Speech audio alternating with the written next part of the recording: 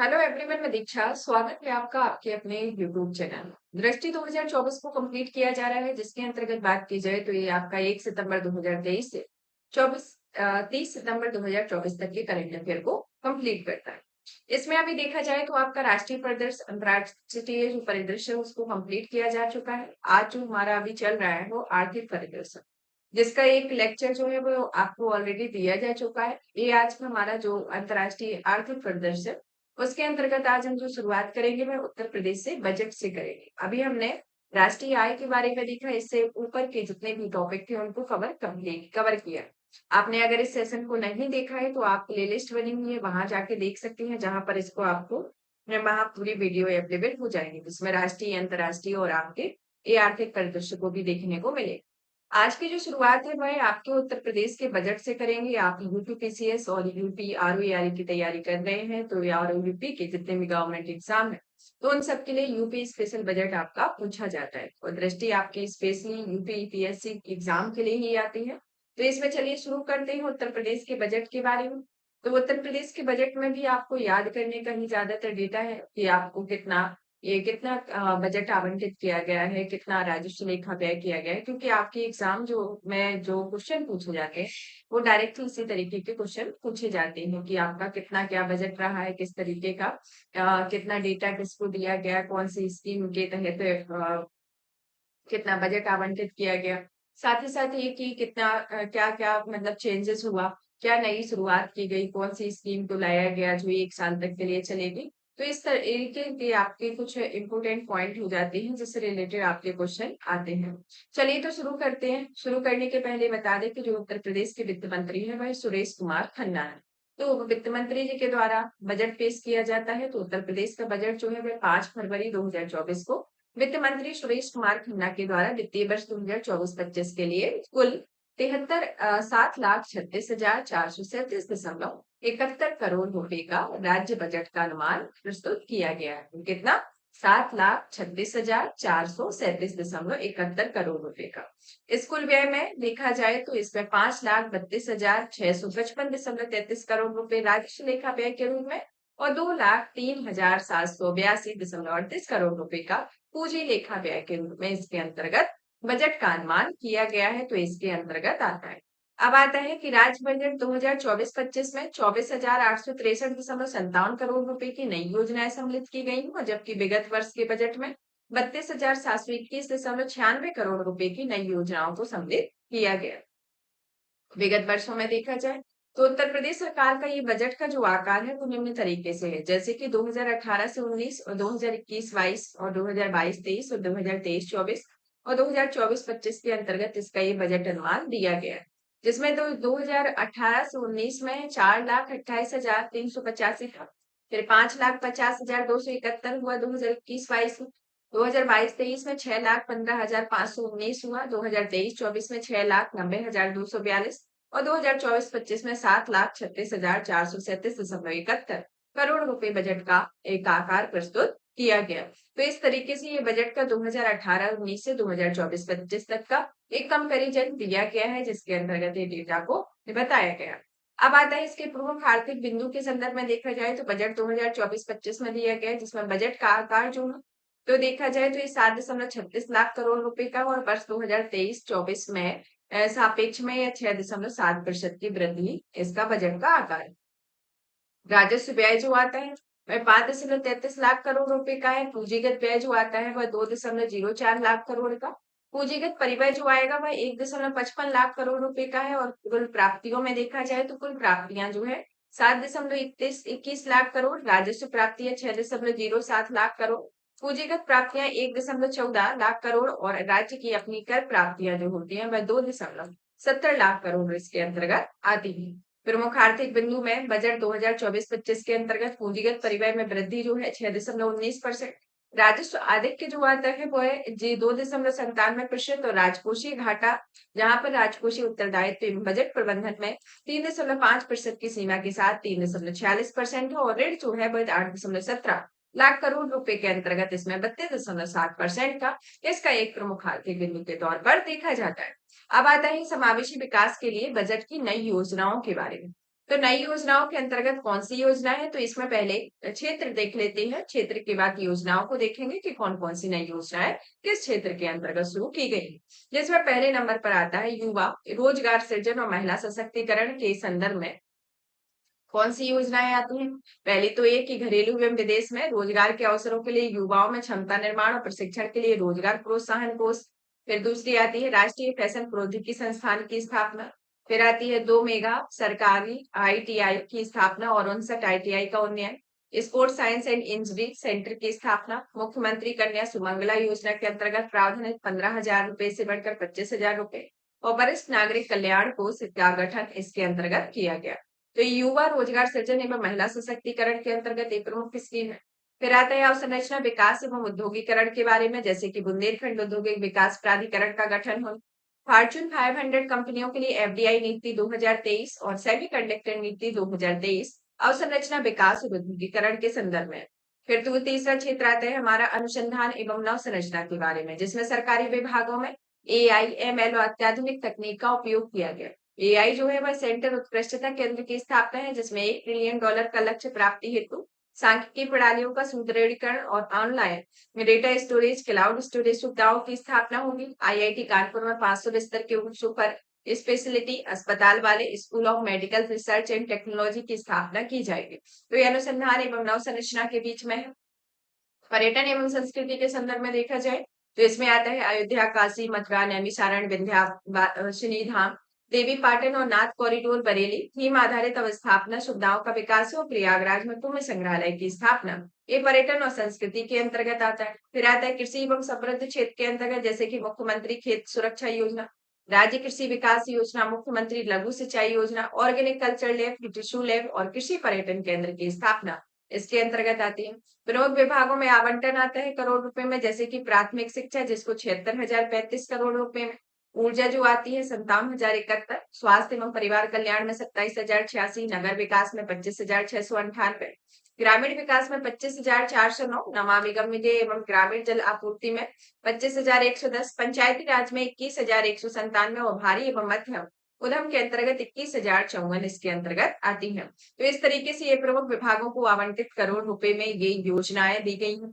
Budget के आकार में निधि का प्रवाह दिया गया है, जिसमें रुपया आता है और रुपया जाता है। जैसा कि अभी हमने केंद्रीय बजट पढ़ा हुआ है, तो उसमें किस किस क्षेत्र में सर्वाधिक रुपया आया हुआ है और किस किस में सर्वाधिक गया है। तो इसके अंतर्गत हमने अभी केंद्रीय बजट जो पढ़ा था, ये जो आपका पहले वाला जो लेक्चर इसका कंप्लीट कराया गया उसमें पढ़ा हुआ था। तो उसमें तो अभी प्रेजेंट में है, तो ये आपका यूपी स्पेशल है। तो यूपी के संदर्भ में देखा जाए तो इसमें आपका सर्वाधिक जो बजट रहा है, मतलब कि जिससे आपका पैसा आया हुआ है, वह राज्य का अपना जो कर राजस्व है उससे 37.1% का कर आया हुआ है।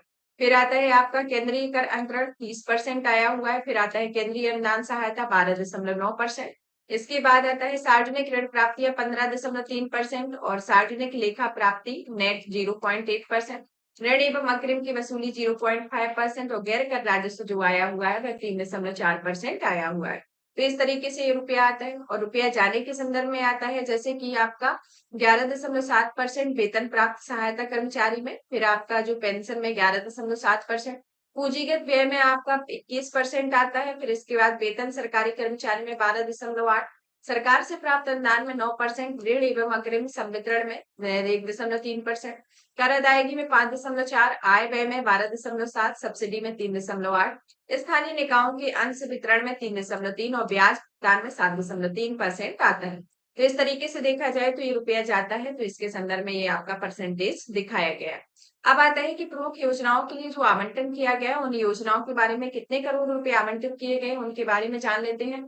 जैसे कि सर्व शिक्षा अभियान, जिसके लिए 21,310 करोड़ दिए गए, जल जीवन मिशन के लिए 22,000, राष्ट्रीय ग्रामीण आजीविका मिशन के लिए 3,695, पीएम आवास योजना ग्रामीण में 2,441, स्वच्छ भारत मिशन ग्रामीण में 4,867, समेकित बाल विकास योजना में 5,129 और पेंशन में सामाजिक क्षेत्र में 12,620, 5,060 मनरेगा का में, पीएम ग्राम सड़क योजना में 3,668, पीएम आवास योजना शहरी में 3,948, स्वच्छ भारत मिशन शहरी में 2,708 और अमृत 2.0 में 4,500 दिया गया है। तो इस तरीके से देखा जाए तो 1 करोड़ रुपए में प्रमुख योजनाओं का आवंटन दिया गया है। भारत में प्रथम स्थान में जैसे कि प्रधानमंत्री मुद्रा योजना, प्रधानमंत्री जन धन योजना, पीएम स्वनिधि योजना, प्रधानमंत्री सुरक्षा बीमा योजना और प्रधानमंत्री अटल पेंशन योजना को प्रथम स्थान मिला हुआ है। और भारत में दूसरा स्थान जो आता है जिसमें प्रधानमंत्री जीवन ज्योति बीमा योजना, जिसमें Uttar Pradesh DBT performance ranking में दूसरा स्थान प्राप्त हुआ है, जो राज्य द्वारा किए गए लक्षित और कुल हस्तांतरण का प्रमाण होता है।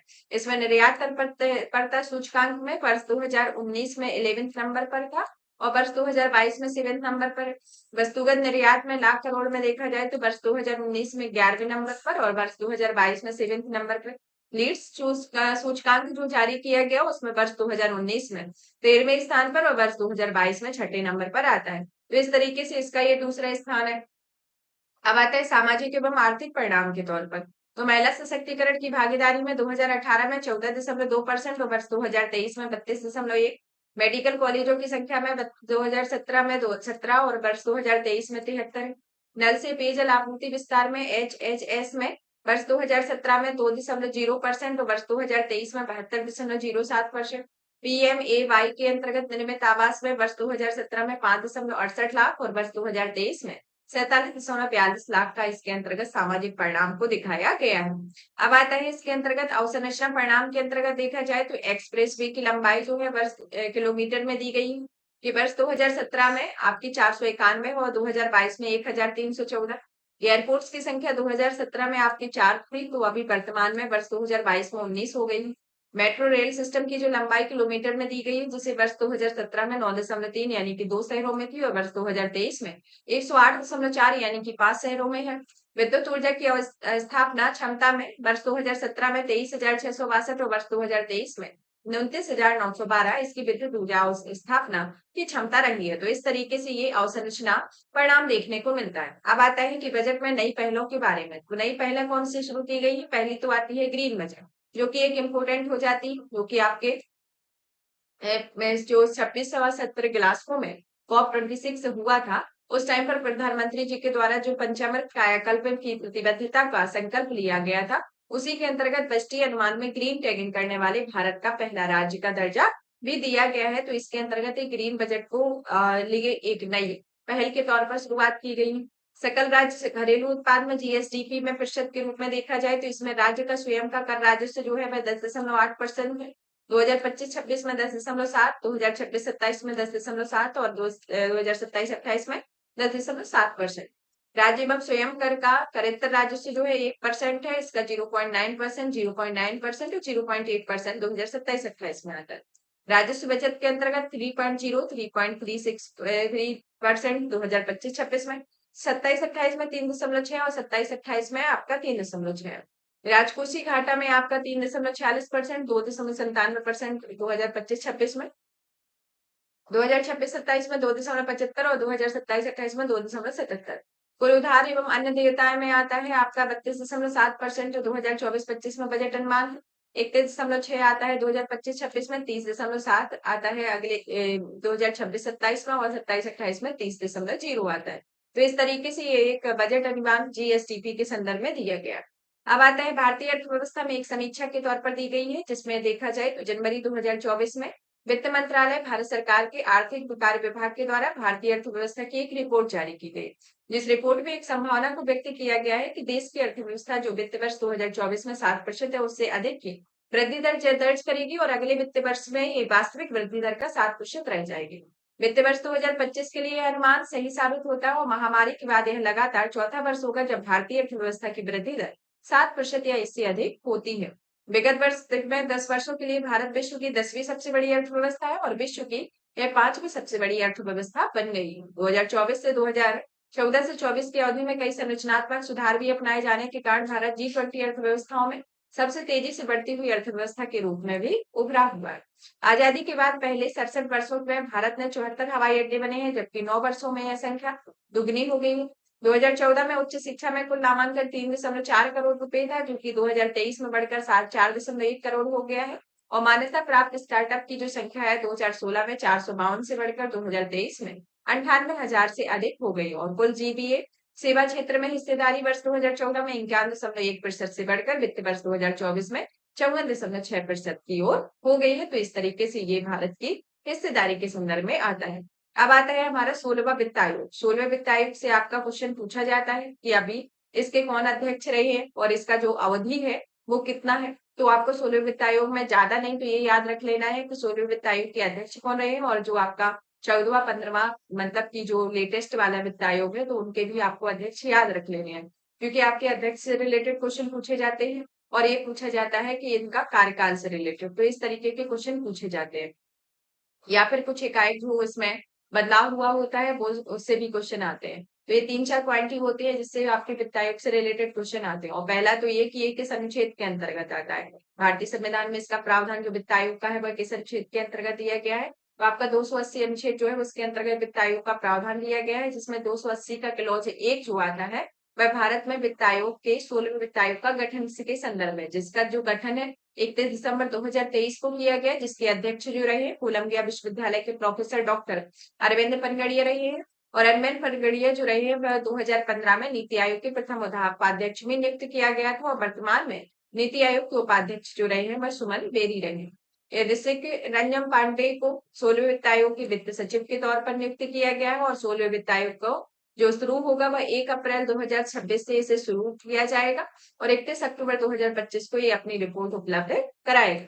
और 29 नवंबर 2023 को प्रधानमंत्री नरेंद्र मोदी की अध्यक्षता में केंद्रीय मंत्रिमंडल का गठन 16वें वित्त आयोग के संदर्भ शर्तों के तहत किया गया, और 16वें वित्त आयोग की सिफारिश पर केंद्र सरकार द्वारा 1 अप्रैल 2026 में शुरू होने वाली 5 वर्षों की अवधि के लिए इसे आच्छादित किया गया। और आयोग के अंतर्गत 4 सदस्य निम्न है, जिसमें कि अजय नारायण झा जो कि पूर्णकालिक सदस्य, एनी जॉर्ज मैथुर आपके पूर्णकालिक सदस्य, मनोज पांडा पूर्णकालिक सदस्य, और डॉक्टर सौम्या कांति घोष अंशकालिक सदस्य के तौर पर इसमें 4 सदस्य के तौर पर आती है।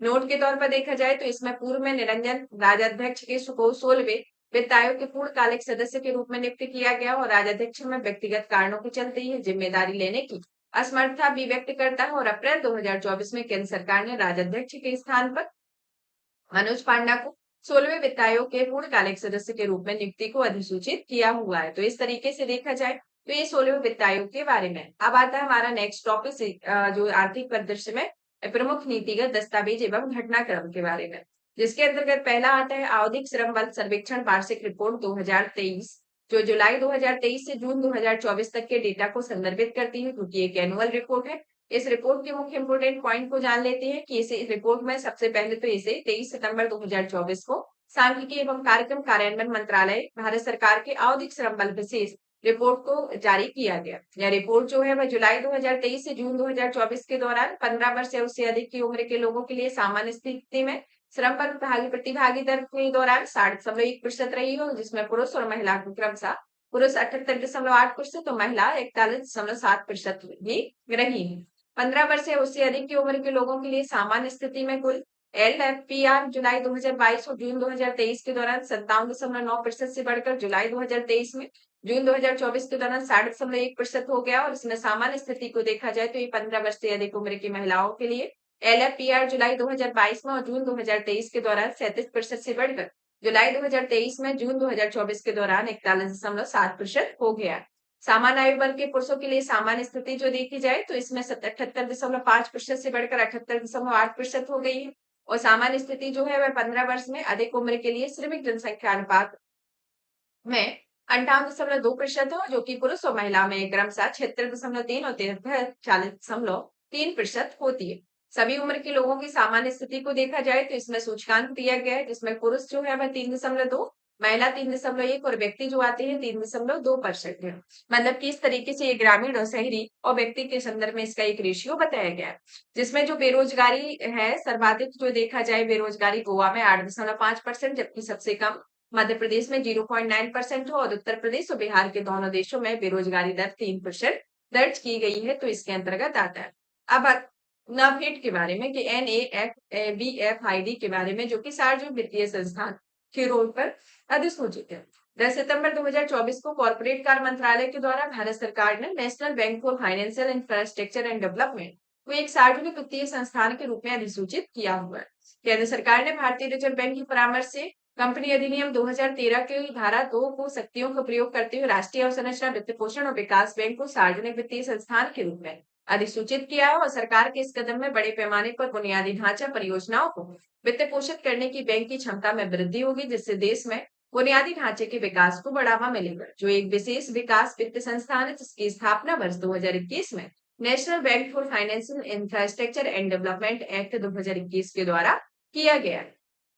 यह संस्थान जो है एक विकासात्मक एवं वित्तीय दोनों तरीके के उद्देश्यों की पूर्ति से जुड़ा हुआ है। नेक्स्ट आता है फेस। फेस जो है वह अगस्त 2024 में भारतीय रिजर्व बैंक द्वारा फेस यानी कि fintech association for consumer empowerment को फिनटेक क्षेत्र में स्व नियामक संगठन के रूप में मान्यता प्रदान की गई और यह नीति संवादों के माध्यम से खुली बातचीत की सुविधा प्रदान करेगा।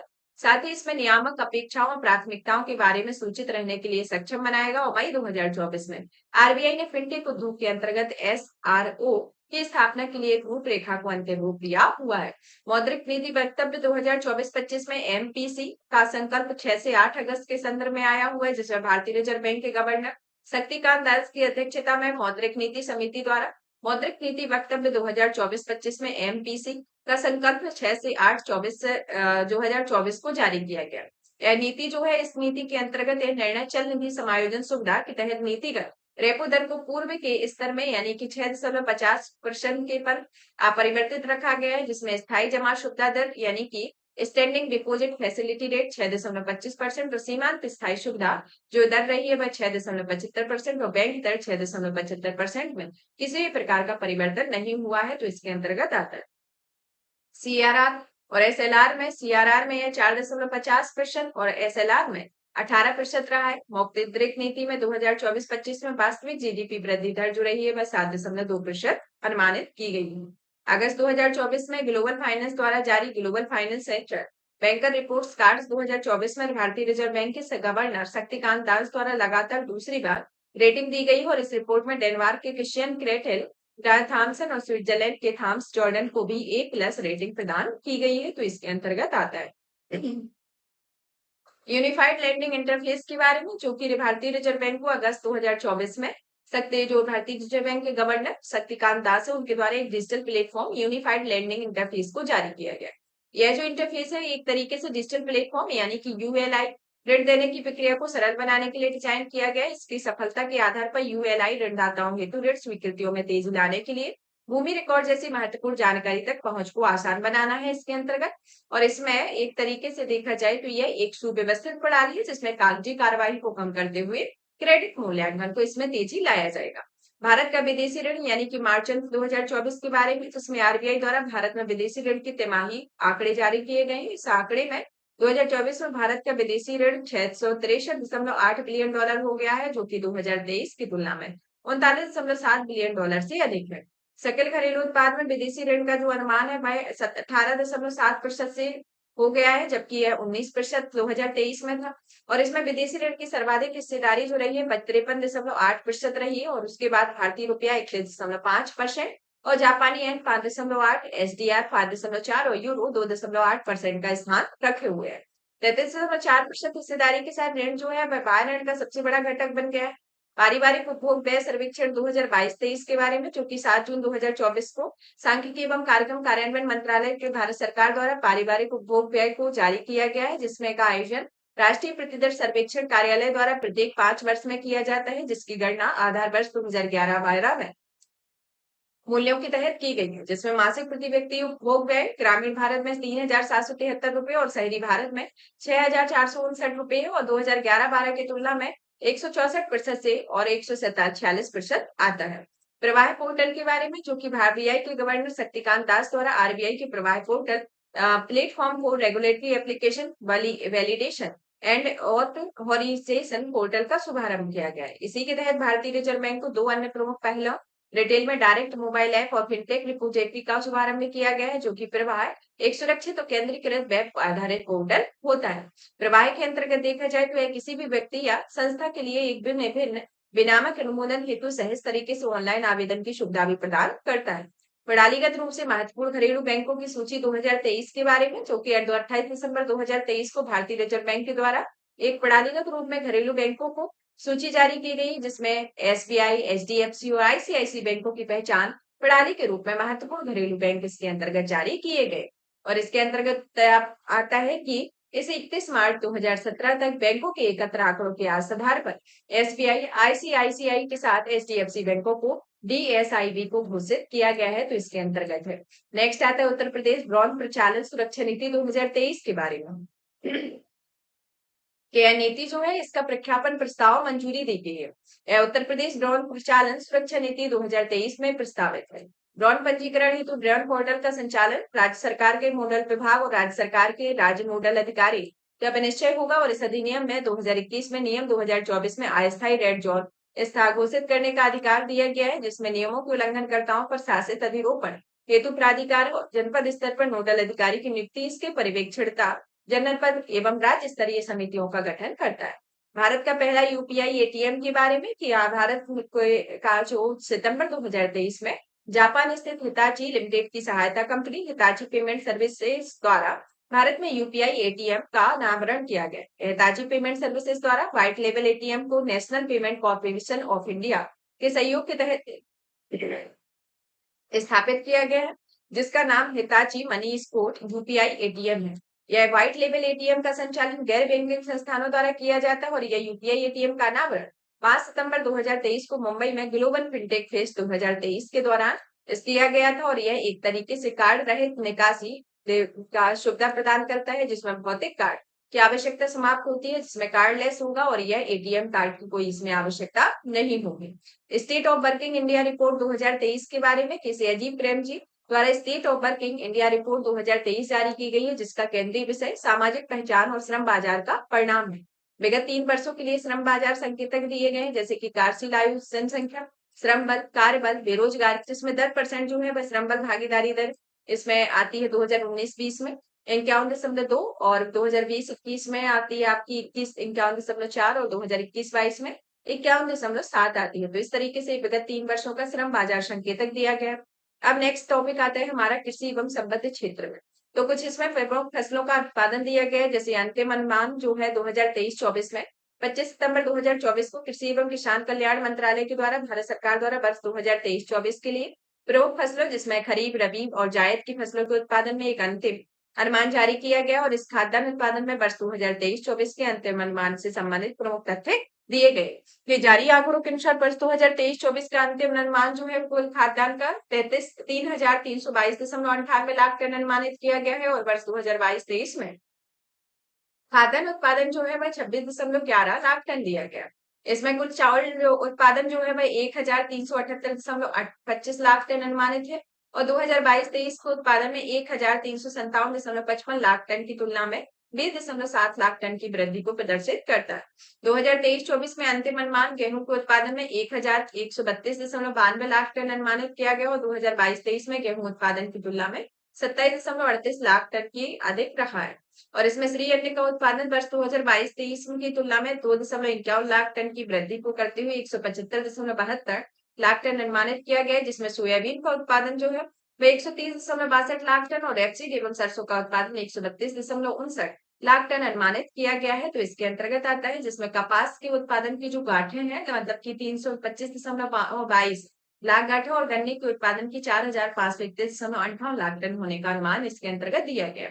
नेक्स्ट आता है बागवानी फसलों के क्षेत्र के उत्पादन में तृतीय अग्रिम अनुमान दिया गया है, जिसके अंतर्गत कृषि किसान कल्याण मंत्रालय के द्वारा 21 सितंबर 2024 को भारत सरकार के द्वारा बागवानी फसलों के लिए उत्पादन के लिए एक अग्रिम अनुमान जारी किया गया है, जिसमें जारी आंकड़ों के अनुसार वर्ष 2023-24 में इसमें बागवानी क्षेत्र में 28.98 मिलियन हेक्टेयर रहा है, जो 2022-23 के अकॉर्डिंग की तुलना में देखा जाए तो यह 0.54 मिलियन रहा है।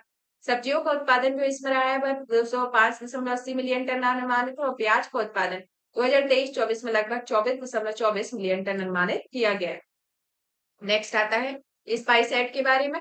स्पाइस एक्ट के संदर्भ में देखा जाए तो इसे वाणिज्य एवं उद्योग मंत्रालय के तहत मसाला बोर्ड भारत का एक परिवर्तनकारी योजना स्पाइस एक्ट है। स्पाइस एक्ट के फुल फॉर्म को जाने तो ये sustainability in spice sector through progressive initiative and collaborative intervention of export development का होता है। इसका उद्देश्य मसालों और मूल्यवर्धित मसाला उत्पादों के निर्यात महत्वपूर्ण रूप से वृद्धि करते हुए इलायची की उत्पादकता में सुधार करना और निर्यात हेतु देश में मसालों की कटाई के बाद गुणवत्ता को उन्नत बनाना है। इसके अंतर्गत है यह योजना जो है वह 15 वित्त आयोग की शेष अवधि के दौरान 2025-26 तक इसे लागू करता है और इसमें कुल परिव्यय 422.30 है। और ये स्पाइस एक्ट जो है एक बहुआयामी योजना है जो भारत के मसाला उद्योग को बढ़ावा देने, किसानों की आजीविका में सुधार लाने तथा मसाला उत्पादन, प्रसंस्करण, निर्यात में वैश्विक अग्रणी के रूप में बस भारत की स्थिति को मजबूत करने के लिए बोर्ड को प्रतिबद्धता रेखांकित करता है।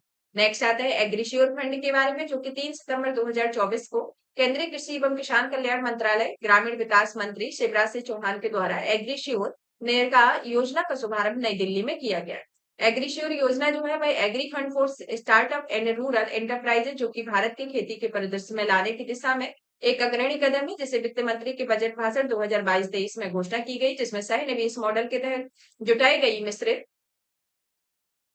पूंजी वाले फंड की सुविधा नाबार्ड के माध्यम से प्रदान की जाएगी। और एग्रीशोर जो है वह कृषि एवं ग्रामीण स्टार्टअप इकोसिस्टम के विकास और नवाचार को बढ़ावा देने के लिए डिजाइन किया गया है। सेबी द्वारा पंजीकृत श्रेणी का सेकंड का यह मिश्रण पूंजी कोष में 750 करोड़ रुपए है और इस कोष में भारत सरकार का योगदान 250 करोड़ होता है। एग्रीशोर जो है वह कृषि स्टार्टअप इकोसिस्टम में अपनी तरह का पहला उत्पाद आता है। 2 सितंबर 2024 को प्रधानमंत्री नरेंद्र मोदी की अध्यक्षता में केंद्रीय मंत्रिमंडल द्वारा किसानों के जीवन की स्थिति को बेहतर बनाने और उनकी आय को बढ़ाने के लिए 14,235.30 करोड़ रुपए की कुल लागत वाली 7 योजनाओं को मंजूरी दी गई है, जिसमें डिजिटल कृषि मिशन, खाद्य एवं पोषण संबंधी सुरक्षा के लिए फसल विज्ञान का कुल परिव्यय 3,979 करोड़ है, कृषि शिक्षा प्रबंधन और सामाजिक विज्ञान को मजबूत करना, पशुधन स्वास्थ्य एवं उत्पादन को बनाए रखना, बागवानी निरंतर विकास, कृषि विकास के सुदृढ़ीकरण और प्राकृतिक संसाधन प्रबंधन इसके अंतर्गत आता है।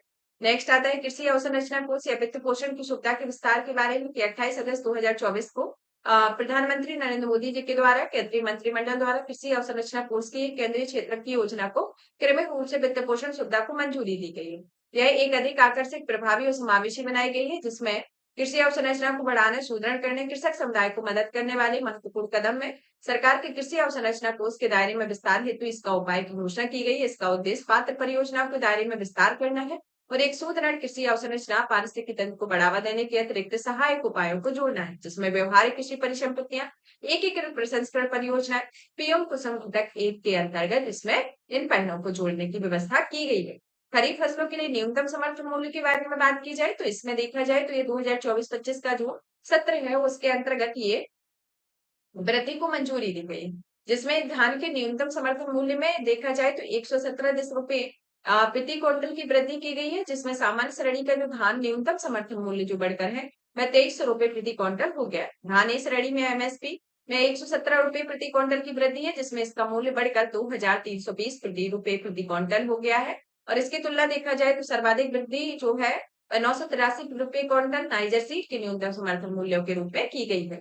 इसमें कुछ फसलें दी गई हैं, फसलों के अंतर्गत आपके जो न्यूनतम समर्थन मूल्य है इसके एमएसपी के क्वेश्चन आते हैं कि अभी किसका, जैसे कि जिसका सर्वाधिक रहता है ज्यादातर उसका पूछा जाता है, या फिर जो 2024-25 और 2023-24 में जिसमें सर्वाधिक वृद्धि हुई है उसके बारे में पूछा जाता है, और किसमें क्या सबसे ज्यादा कमी हुई है, यानी कि किससे ज्यादा लाभ हुआ है, किससे ज्यादा कमी हुई है, और किसमें एक अलग तरीके से चेंजेस देखने को मिला है। तो ये एमएसपी के जब जारी किए तो इससे रिलेटेड आपका पूछा जाता है। तो ये धान एवं सामान्य में आता है, जैसे कि एमएसपी 2024-25 में दिया गया और 23-24 के अंतर्गत ये डेटा को दिया गया, और लागत लाभ में अधिक लाभ में परसेंटेज के अंतर्गत दिखाया गया है। जैसे कि साधारण सामान्य में आती है 2300 जो आती है, 2100 83 में 50% के अधिक लाभ, धान ग्रेड ए में 2320 2203, जवार हाइब्रिड में 3371 3180, और ज्वार माल दांडी में 3421 3225, बाजरा में 2625 2500 77, रागी में 4290 3846, फिर आता है मक्का में 2225 और 2090, तुअर में 25 7550 7000, मूंग में 8682 8558, उड़द में 7400, और इसमें 2023-24 में आपका 6950 यानी कि 52%। तो अभी देखा जाए तो इनमें सबसे ज्यादा ये आपका बाजरा में ही 77% के वृद्धि यानी कि अधिक लाभ देखने को मिला है, जैसे कि आपका 2625 से 2500 इसके अंतर्गत आया हुआ है, तो ये बाजरा में आपका सर्वाधिक देखने को मिला है। इसी तरीके से अन्य भी दिए गए हैं, जैसे कि सूरजमुखी के बीज में 7280 आपका था, फिर उसमें 6760 यानी कि 50 की वृद्धि देखने को मिली, फिर सोयाबीन, फिर तिल, नाइजर, फिर कपास, मध्यम रेशा और लंबा रेशा इसके अंतर्गत आता है। तो इस तरीके से इसको दिखाया गया। अब आता है इसमें कि आपका मूलभूत पशुपालन सांख्यिकी 2023 के बारे में, जिसमें पशुपालन और डेयरी मंत्रालय के द्वारा भारत सरकार के पशुपालन और डेयरी विभाग के वार्षिक आंकड़ा संकलन जारी किया गया है, जिसमें मूलभूत पशुपालन और सांख्यिकी रिपोर्ट 2023 का अनावरण किया गया। इस रिपोर्ट में 1 मार्च 2022 से 28 फरवरी 2023 की अवधि में दौरान प्रमुख पशुधन उत्पादों के लिए एक सारणीबद्ध आंकड़े दिए गए हैं, जिसमें दुग्ध उत्पादन 2022-23 में जो रहा है वह 230.58 मिलियन टन रहा है और एफएओ के अनुसार कुल दुग्ध उत्पादन में भारत विश्व में पहले स्थान पर है और इसमें कुल दुग्ध उत्पादन में 3.83% की वृद्धि दर्ज की गई और दुग्ध की प्रति व्यक्ति उपलब्धता में 459 ग्राम प्रतिदिन के हिसाब से रहा है। अब आता है 2022-23 के दौरान दुग्ध उत्पादक शीर्ष 5 राज्यों में, जिसमें उत्तर प्रदेश 15.72%, राजस्थान 14.44%, मध्य प्रदेश 60.73%, गुजरात 7.49% और आंध्र प्रदेश 6.70% रहा है। तो इस तरीके से देखा जाए तो ये कुल शीर्ष उत्पादक 5 राज्य हैं जिसके अंतर्गत ये आता है। अब इसमें 2022-23 के दौरान देश के दुग्ध उत्पादन में बिहार का योगदान जो रहा है वह 5.42% है और इसमें प्रति व्यक्ति दुग्ध उत्पादकता के संदर्भ में शीर्ष 5 राज्य आते हैं, जिसमें पंजाब 1283, राजस्थान 1138, हरियाणा 1098, आंध्र प्रदेश 799, गुजरात 670। इसके अंतर्गत इसमें ग्राम और प्रतिदिन की प्रति व्यक्ति उपलब्धता के आधार पर दिया गया। अंडा उत्पादक शीर्ष 5 राज्य दिए गए, जिसमें आंध्र प्रदेश, तमिलनाडु, तेलंगाना, पश्चिम बंगाल और कर्नाटक का स्थान है। जिसमें देश में अंडा उत्पादन में उत्तर प्रदेश एवं बिहार का स्थान सर्वाधिक है, जैसे कि उत्तर प्रदेश में 3.29%, तो इसमें बिहार में 2.37 आता है। एफएओ के अनुसार कुल मांस उत्पादन के संदर्भ में भारत विश्व में 8वें स्थान पर है। मांस उत्पादक शीर्ष 5 राज्यों में देखा जाए तो इसमें पहले नंबर पर उत्तर प्रदेश, फिर पश्चिम बंगाल, फिर महाराष्ट्र, आंध्र प्रदेश, तेलंगाना आता है। ऊन उत्पादन में शीर्ष 5 राज्य आते हैं, जिसमें राजस्थान पहले नंबर पर, इसके बाद जम्मू कश्मीर, उसके बाद गुजरात, फिर महाराष्ट्र एवं हिमाचल प्रदेश का स्थान है। ऊन उत्पादन में देखा जाए तो उत्तर प्रदेश एवं बिहार का योगदान 2.44% और 0.52% है। ये आपका बीपीएससी और उत्तर प्रदेश के जितने भी एग्जाम है उनके लिए इम्पोर्टेंट हो जाता है, तो इसमें अलग से इसको मेंशन करके दिया गया है कि इसमें उत्तर प्रदेश और बिहार की क्या अवस्थिति देखने को मिलती है और ये ओवरऑल आपका भारत के संदर्भ में दिया गया। नेक्स्ट आता है रबी की फसलों के लिए न्यूनतम समर्थन मूल्य के बारे में कि 18 अक्टूबर 2023 को प्रधानमंत्री नरेंद्र मोदी जी के द्वारा आर्थिक मामलों की मंत्रिमंडलीय समिति में रबी विपणन सत्र 2024-25 को अनिवार्य रबी फसलों के लिए न्यूनतम समर्थन मूल्य को मंजूरी दी है, जिसमें मसूर के लिए 425 रुपए प्रति क्विंटल, इसके बाद रेपसीड एवं सरसों के लिए 200 रुपए प्रति क्विंटल एमएसपी हेतु उच्चतम को वृद्धि को मंजूरी दी गई है। जिसमें रबी फसलों के लिए न्यूनतम समर्थन मूल्य जो है, जिसमें फसलें गेहूं, फिर जौ, फिर चना, मसूर, फिर रेपसीड एंड सरसों और कुसुम में इसके अंतर्गत दिया गया है, जो कि एक विपणन सत्र 2023-24 और 24-25 के अंतर्गत इसका समर्थन करता है, जो इसमें दिया गया है।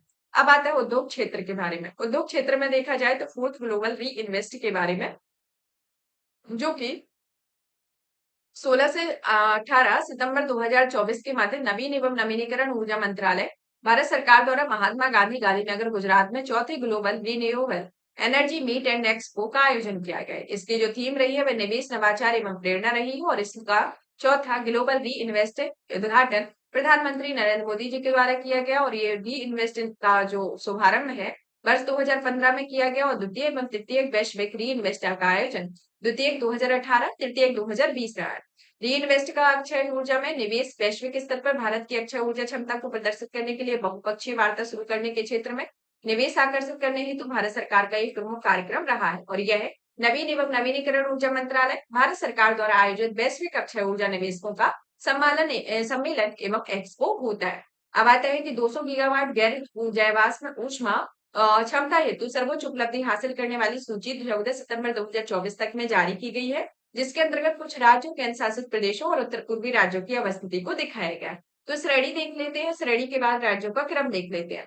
तो श्रेणी के अंतर्गत देखा जाए तो यह समग्र नवीनीकरण ऊर्जा क्षमता हासिल करने में राज्य जो आता है आपका गुजरात, राजस्थान, तमिलनाडु में। फिर उत्तर पूर्वी राज्यों में आपका सिक्किम, अरुणाचल प्रदेश और असम का स्थान आता है। केंद्र शासित प्रदेश में जम्मू कश्मीर, एनसीटी दिल्ली और लद्दाख आता है। श्रेणी आती है आपकी समग्र सौर ऊर्जा हासिल करने में राज्य जो आता है आपका राजस्थान, गुजरात, कर्नाटक। श्रेणी जैसे आती है आपकी समग्र पवन ऊर्जा हासिल करने में राज्य आता है, जिसमें आपके गुजरात और तमिलनाडु, कर्नाटक है। और नेक्स्ट श्रेणी आती है आपकी समग्र जल विद्युत क्षमता हासिल करने में आपकी आती है हिमाचल प्रदेश, कर्नाटक, उत्तराखंड। तो इस तरीके से देखा जाए तो ये आपके सर्वोच्च उपलब्धि प्राप्तकर्ता की एक सूची जारी की गई है, जिसमें 200 गीगावाट गैर जीवाश्म ऊर्जा क्षमता हेतु सर्वोच्च उपलब्धि हासिल करने की सूची के संदर्भ में इसको दिखाया गया। नेक्स्ट आता है कि BRAP 2022 में उत्तर प्रदेश को टॉप अचीवर का दर्जा दिया गया है। इसके बारे में ये 5 सितंबर 2024 को वाणिज्य एवं उद्योग मंत्रालय ने भारत सरकार ने यह घोषणा की हुई है कि बिजनेस रिफॉर्म एक्शन 2022 में उत्तर प्रदेश टॉप अचीवर का दर्जा हासिल किया गया है। यह घोषणा जो है वह पीयूष गोयल यानी कि वाणिज्य एवं उद्योग मंत्री भारत सरकार द्वारा नई दिल्ली में जारी की गई है। यह उत्तर प्रदेश के 2 व्यवसाय केंद्रों तथा एक नागरिक केंद्रों के क्षेत्र में टॉप अचीवर इसके लिए चुना गया है। यह उपलब्धि औद्योगिक बाधाओं को कम करने और व्यवसाय करने तथा आसानी से बढ़ाने में राज्य के प्रयासों को रेखांकित करती है। इसके अंतर्गत देखा जाए तो यह उत्तर प्रदेश सरकार के निवेश प्रोत्साहन और सुविधा agency invest UP Uttar Pradesh में बिजनेस रिफॉर्म एक्शन प्लान के कार्यान्वयन हेतु जिम्मेदार नोडल एजेंसी है, जिसमें सीईओ इन्वेस्ट यूपी नोडल अधिकारी है। बीआरएपी 2022 के तहत यह व्यापार और नागरिक सेवाओं के विभिन्न पहलुओं को कवर करते हुए कुल 352 को सिफारिश करता है और उत्तर प्रदेश में इनमें 100% सुधारों को सफलतापूर्वक लागू किया गया है। फिर आता है विश्व स्तर राष्ट्रीय ब्लॉकचेन टेक्नोलॉजी स्टेक के बारे में कि 4 सितंबर 2024 को इलेक्ट्रॉनिक एवं सूचना प्रौद्योगिकी मंत्रालय भारत सरकार द्वारा आयोजित एक कार्यक्रम के तहत विश्व स्तर राष्ट्रीय ब्लॉकचेन टेक्नोलॉजी स्टेक का लोकार्पण किया गया। यह टेक्नोलॉजी जो है वह स्टेक भौगोलिक रूप से वितरित अवसंरचना के साथ ब्लॉकचेन एज सर्विस की पेशकश करती है और इसी के साथ मंत्रालय द्वारा NBF light weight blockchain platform प्रमाणित मोबाइल ऐप की उत्पत्ति की पुष्टि हेतु एक अभिनव ब्लॉकचेन सक्षम समाधान तथा राष्ट्रीय ब्लॉकचेन पोर्टल का अनावरण किया गया। यह जो है वह एक तरीके से अनुसंधान एवं अनुप्रयोग विकास को बढ़ावा देने के लिए एक राष्ट्रीय ब्लॉकचेन फ्रेमवर्क की शुरुआत करता है, जिसका उद्देश्य एक अत्याधुनिक पारदर्शी सुरक्षित और विश्वसनीय डिजिटल सेवा प्रदान करना होता है। नेक्स्ट आता है अगस्त 2024 में नवरत्न दर्जा प्राप्त कंपनियों के बारे में। तो भारतीय सौर ऊर्जा निगम लिमिटेड को अगस्त 2024 में वित्त मंत्रालय भारत सरकार द्वारा भारतीय सौर ऊर्जा निगम लिमिटेड को नवरत्न का दर्जा प्रदान किया गया। यह जो दर्जा है इसे वर्ष 2011 में एक गैर लाभकारी कंपनी के रूप में स्थापित किया गया और वर्ष 2015 में कंपनी अधिनियम 2013 की धारा 3 के अनुसार इसे वाणिज्यिक कंपनी के रूप में परिवर्तित किया गया।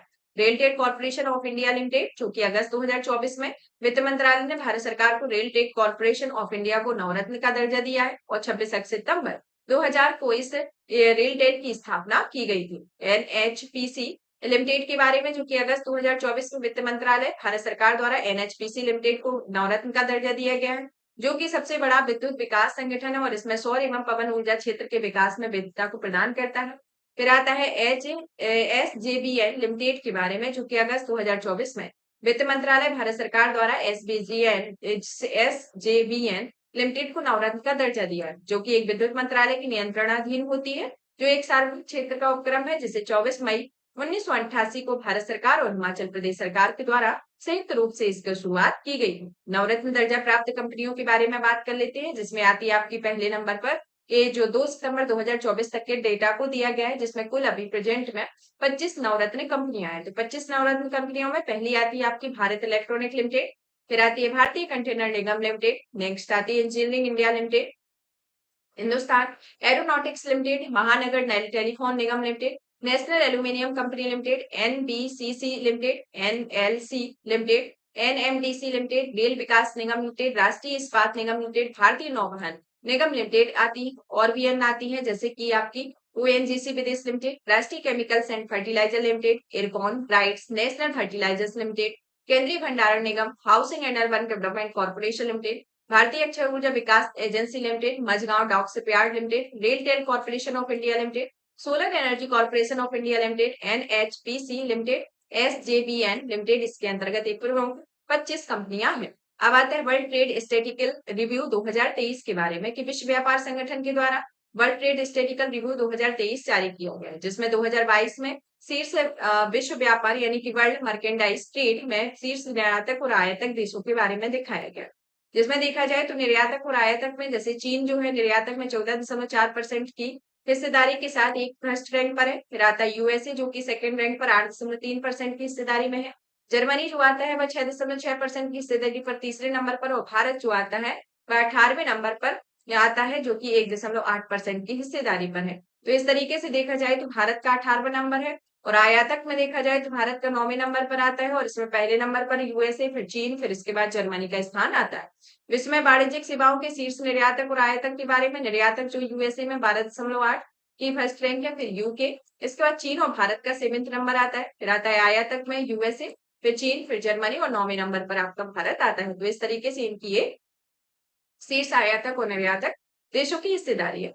वर्ष 2022 में कृषि उत्पादों के निर्यात के संदर्भ में शीर्ष 5 यूएसए, ब्राजील, चीन, कनाडा, इंडोनेशिया है, जिसमें भारत को 7वें रैंक पर और अर्जेंटीना के साथ संयुक्त रूप से 7th रैंक प्राप्त हुई। और 2022 में कृषि उत्पादों में आयात के संदर्भ में शीर्ष 5 देशों में चीन, यूएसए, जापान, यूके, कनाडा और भारत का इसमें 7वां स्थान आता है। 2022 में खाद्य के निर्यात और आयात के संदर्भ में भारत का स्थान 7वां तथा 8वां है और निर्यात के संदर्भ में यूएसए और आयात के संदर्भ में चीन पर रहा है।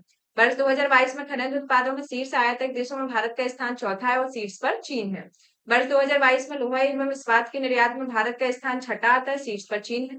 वर्ष 2022 में रसायनों के शीर्ष और निर्यातकों के आयातकों के संदर्भ में भारत का स्थान क्रमशः 7वां और चौथा और दोनों के संदर्भ में शीर्ष पर यूएसए आता है। अब आता है अगस्त 2024 में भारत सरकार द्वारा कुछ आंकड़े जारी किए गए हैं, जिसमें भारत विश्व का दूसरा सबसे बड़ा एल्यूमिनियम उत्पादक, तीसरा सबसे बड़ा चूना उत्पादक और चौथा सबसे बड़ा लोह अयस्क उत्पादक देश हो गया है।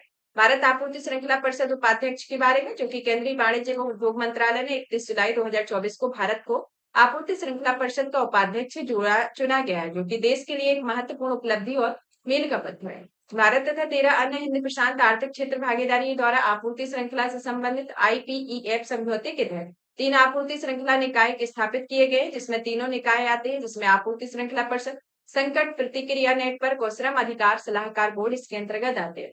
इसमें कुछ दिए गए अगस्त अध्यक्ष और उपाध्यक्ष के तौर पर, जो कि 2 वर्ष की अवधि के लिए कार्य करेगा, जिसमें आता है आपूर्ति श्रृंखला परिषद, जो कि यूएसए अध्यक्ष भारत में है।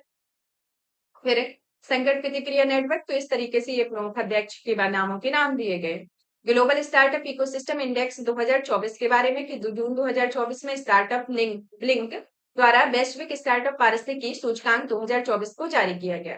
यह जो सूचकांक है, इसे 2023 में अपनी रैंकिंग 21वें पायदान में सुधार करते हुए 19वीं रैंक इस बार हासिल हुई है। और इसके अंतर्गत देखा जाए तो पहले देशों में आता है आपका यूएसए, फिर आपका यूके, इसके बाद चीन और इसराइल, कनाडा और सिंगापुर आते हैं। और भारत के कुछ इसमें प्रमुख शहर है, जिसमें भारत का जो बेंगलुरु है उसे 8वां स्थान मिला हुआ है, नई दिल्ली को 11वां और मुंबई को 20वां स्थान मिला है, जो कि 20 शीर्ष 20 स्थानों में शामिल हो गए हैं। यूके भारत का चौथा सबसे बड़ा निर्यात गंतव्य है। तो इसके अंतर्गत देखा जाए तो वाणिज्य और उद्योग मंत्रालय ने भारत सरकार द्वारा कुछ आंकड़े जारी किए गए और मई 2024 में यूनाइटेड किंगडम चीन को पीछे छोड़ते हुए भारत चौथा सबसे बड़ा निर्यात गंतव्य बन गया है और मई में यूके भारत का छठा सबसे बड़ा निर्यात गंतव्य है। और इसके लिए भारत की तरफ से यूके के निर्यात में मशीनरी, खाद्य पदार्थ, फार्मास्यूटिकल उत्पाद, कपड़ा, आभूषण, लोहा और स्टील जैसी वस्तुओं की प्रमुखता रही। और इसमें मई 2024 में शीर्ष निर्यात गंतव्य में देखा जाए तो यूएसए 7.43, यूएई 3.06, नीदरलैंड 2.19, यूके 1.37 और चीन 1.33 रहा है। नेक्स्ट आता है सर्वाधिक जीआई टैग के साथ उत्तर प्रदेश शीर्ष स्थान पर है कि अप्रैल 2024 में भारत सरकार द्वारा 75 भौगोलिक संकेतकों के उत्पादों में देखा जाए तो उत्तर प्रदेश शीर्ष स्थान पर है, जिसमें 58 भौगोलिक संकेतकों के साथ तमिलनाडु का दूसरे नंबर पर आता है। तो 75 भौगोलिक संकेतकों के उत्पादों के साथ यानी कि उत्तर प्रदेश में 75 भौगोलिक जीआई टैग उत्पाद दिए गए हैं और तमिलनाडु सेकंड रैंक के साथ 58 नंबर के 58 जीआई टैग उत्पाद यहाँ पर इसको प्राप्त हुए। चलिए तो इसके बारे में जान लेते हैं कि ये जीआई टैग आखिर होते क्या है।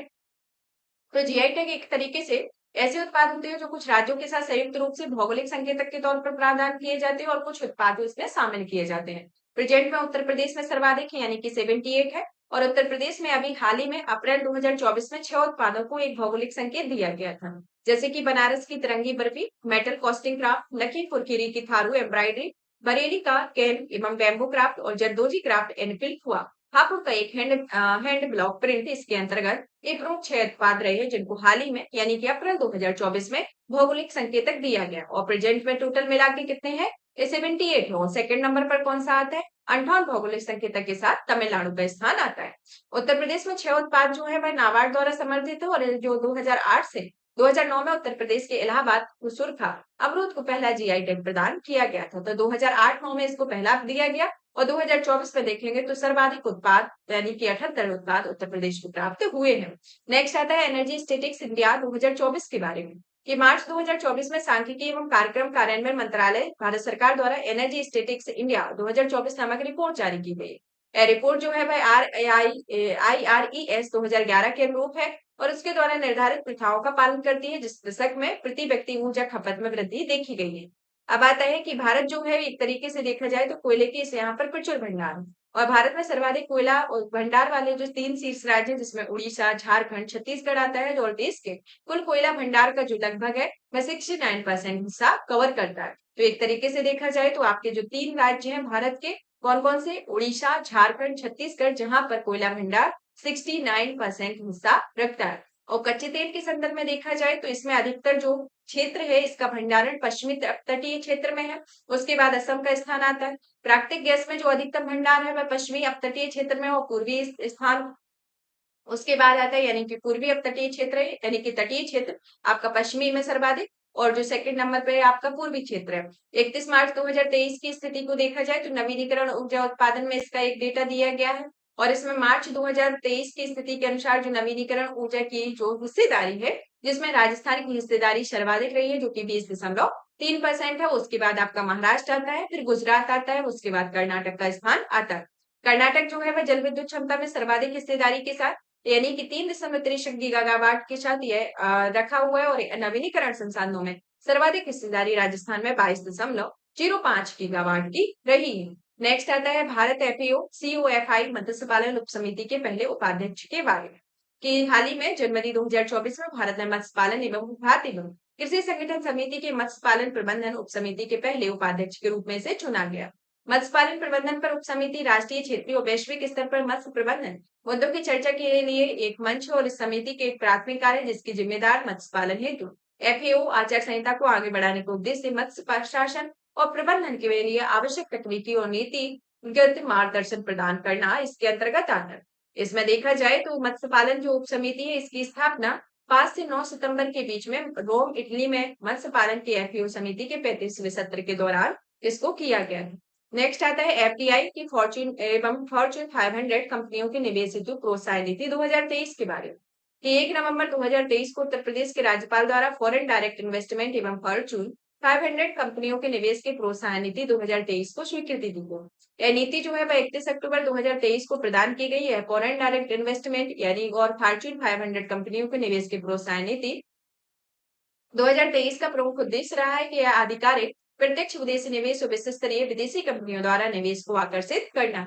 नेक्स्ट आता है विभिन्न राज्यों में लॉजिस्टिक कीज यानी कि लीड्स 2023 के बारे में जो कि 16 सितंबर 2023 को केंद्रीय वाणिज्य एवं उद्योग मंत्रालय में पीयूष गोयल ने नई दिल्ली में विभिन्न राज्यों में लॉजिस्टिक ईज 2023 रिपोर्ट्स को जारी किया है और यह रिपोर्ट्स जो है 2018 में विश्व बैंक के लॉजिस्टिक प्रदर्शन सूचकांक की तर्ज पर जारी की गई है और यह रिपोर्ट को मुख्य स्तंभों को देखा जाए तो इसमें logistic infrastructure, logistic services, operating and नियामकीय पर्यावरण में राज्यों के प्रदर्शन में एक सकारात्मक बदलाव देखने को मिलता है। इसमें कुछ लीड्स के अंतर्गत कुछ राज्यों के अनुशासित प्रदेशों की ग्रेड रैंकिंग दी गई है जिसमें श्रेणी दिया गया है जिसमें कुछ स्थल रुद्र समूह है, तटीय समूह है, पूर्वोत्तर समूह केंद्र शासित प्रदेश के अंतर्गत एक पूरे डेटा को दिया गया है। नेक्स्ट आता है अंतर्राष्ट्रीय आर्थिक घटनाक्रम के बारे में जिसमें हमारा पहला आता है विश्व आर्थिक स्थिति संभावनाएं सितंबर 2024 के बारे में। यह जो है एक तरीके से इसकी रिपोर्ट जो है वह संयुक्त राष्ट्र के द्वारा जारी की जाती है और 2022 और 2023 में विश्व की वृद्धि जो रही है 2022 में 3.1% और 2023 में 2.7% रही है और 2024-25 में दोनों के लिए 2.7% इसको अनुमानित यानी कि पूर्वानुमानित किया गया और 2024-25 में इसकी वृद्धि दर जो है भारतीय अर्थव्यवस्था में 2024 में आपकी 6.9% और 2025 में 6.6% की वृद्धि दर पूर्वानुमानित की गई है। तो इसके अंतर्गत है 2022 से 2023 में सकल घरेलू उत्पाद में वृद्धि को दिखाया गया है जिसमें विश्व में यूएसए, जापान, रूस, चीन, भारत। तो भारत के संदर्भ में देख लेते हैं तो भारत में आपकी 7.7% आपकी 2022 में थी, 7.9 2023 में, 2024 में 6.9 और 2025 में 6.9 पूर्वानुमानित की गई है। तो इसके अंतर्गत आता है ये जो आंशिक अनुमान है ये 2022 का दिया गया है, 2023 का मतलब कि 2023 का दिया गया है, 2022 का एक प्रॉपर डेटा दिया गया है और 2024-25 में एक पूर्वानुमानित तौर पर इस डेटा को दिया गया है। अब आता है इंडिया डेवलपमेंट अपडेट 2024 के बारे में कि 30 सितंबर 2024 को विश्व बैंक द्वारा इंडिया डेवलपमेंट अपडेट 2024 की रिपोर्ट जारी की गई।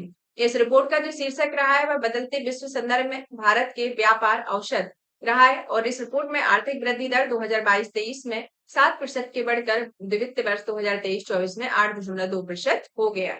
नेक्स्ट आता है बिजनेस रेडी यानी विश्व बैंक के बारे में यानी कि बी रेडी के बारे में कि बी रेडी रिपोर्ट जो है दुनिया भर में कारोबारी माहौल पर विश्व बैंक समूह की एक पहली फ्लैगशिप रिपोर्ट है। यह रिपोर्ट जो है वह निजी क्षेत्र के विकास का समर्थन करने हेतु दुनिया भर में कारोबारी माहौल का एक मात्रात्मक मूल्यांकन करती है। जो रिपोर्ट है वह नियामक परिढांचे की गुणवत्ता, फर्मों और बाजारों के समर्थन में एक सार्वजनिक सेवाओं के प्रावधान और व्यवहार में उनसे कितनी कुशलता संयोजित किया जाता है, इसको नापती है।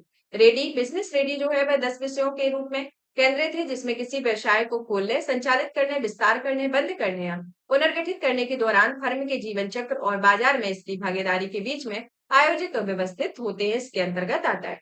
और बिजनेस रेडी द्वारा पूर्व प्रकाशित डूइंग बिजनेस रिपोर्ट में सुधार करते हुए इसको प्रतिस्थापित करती है। साथ ही यह व्यवसायिक पर्यावरण मूल्यांकन में सबसे प्रमुख पहलुओं के साथ एक बेहतर संतुलन को भी प्रदर्शित करती है।